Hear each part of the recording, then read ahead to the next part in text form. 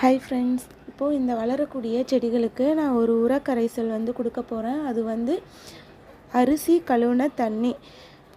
டிஃபனுக்காக அரிசி கழுவுன தண்ணியை ஒரு பிளாஸ்டிக் கண்டெய்னரில் 2 நாளாக ஊற்றி வச்சுருந்தேன். அந்த 2 நாட்கள் புளிக்க வச்ச தண்ணி இப்போ நான் இந்த செடிகளுக்கு கொடுக்க போகிறேன். 2 நாட்கள் மட்டும் புளிக்க வச்சா போதுமானது. புளிக்க வச்ச இந்த தண்ணியோட சம அளவு தண்ணி கலந்து நம்ம ஊற்றணும். ஆனால் நான் இப்போ செடிகளுக்கு தண்ணி விட போகிறேன். அதனால் முதல்ல இந்த தண்ணியை ஊற்றிட்டு அதுக்கப்புறம் நான் தண்ணி விட போகிறேன். இந்த புளிக்க வச்சு கொடுக்குறதால இதில் நமக்கு என்ன பெனிஃபிட் இருக்குது அப்படின்னு பார்த்தீங்கன்னா, செடி ஈஸியாக இந்த சத்துக்களை உறிஞ்சி எடுத்துக்கும்.